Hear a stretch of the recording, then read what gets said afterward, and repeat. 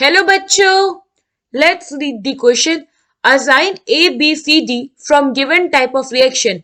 A for disproportionation reaction, B for comproportionation reaction, C for either intermolecular redox reaction or displacement reaction, D for either thermal combination redox reaction or thermal decomposition redox reaction. NO plus NO2 at minus 11 degree Celsius form N2O3. So question में क्या है कि हमारे पास ये एक reaction है, हमें बताना है कि ये किस टाइप का रिएक्शन है। तो सबसे पहले हम अपने रिएक्शन को समझते हैं। हमारे पास है नाइट्रोजन मोनोऑक्साइड, ये रिएक्ट करता है नाइट्रोजन डाइऑक्साइड के साथ at minus 11 degree Celsius temperature पे, तो हमें मिलता है N2O3। ना ये जानने के लिए कि ये कैसा रिएक्शन है, हम क्या करते हैं, हमारे जो एलिमेंट्स है उनको ऑक्सीडेशन स्टेट निकालते हैं। तो NO में क्या होगा, ऑक्सीजन होगा हमारा -2 और नाइट्रोजन होगा +2।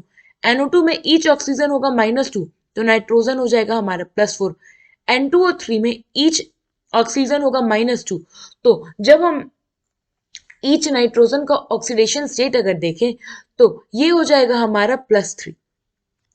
नाउ अगर आप इस रिएक्शन को देखो तो NO का जो नाइट्रोजन है वो +2 से +3 में गया है N2O3 में, यानी कि इसने क्या किया है, एक इलेक्ट्रॉन जो है वो अपना डोनेट कर दिया है। और अगर ये इलेक्ट्रॉन डोनेट किया, इट मींस कि इसका ऑक्सीडेशन हो गया है। और अगर आप NO2 के नाइट्रोजन को देखो तो ये +4 से +3 में गया है, इसका मतलब है कि इसने एक इलेक्ट्रॉन गेन कर लिया है।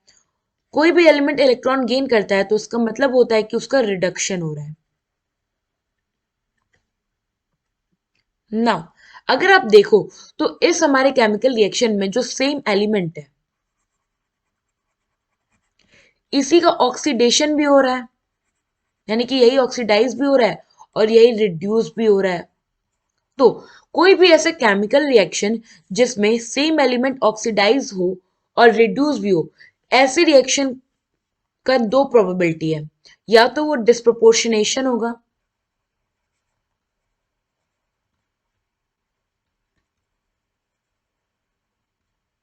या फिर वो कॉम्प्रोपोर्शनेशन होगा।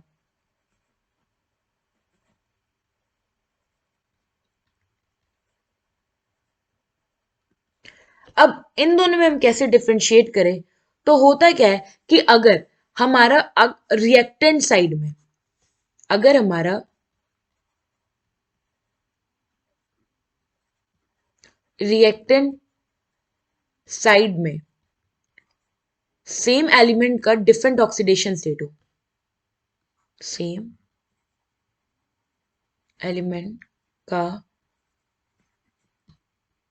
डिफरेंट ऑक्सीडेशन स्टेट हो, तो वो रिएक्शन होता है हमारा कॉम्प्रोपोर्शनेशन रिएक्शन।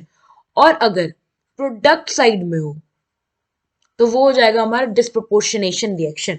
तो अगर आप यहां देखो तो यहां हमारा NO और NO2 ये रिएक्टेंट है और यहीं पे जो नाइट्रोजन है उसका डिफरेंट ऑक्सीडेशन स्टेट है, इसलिए यहां पे हमारा इस केमिकल रिएक्शन के लिए बी करेक्ट हो जाएगा। आई होप आपको ये क्वेश्चन समझ में आया होगा। Thank you.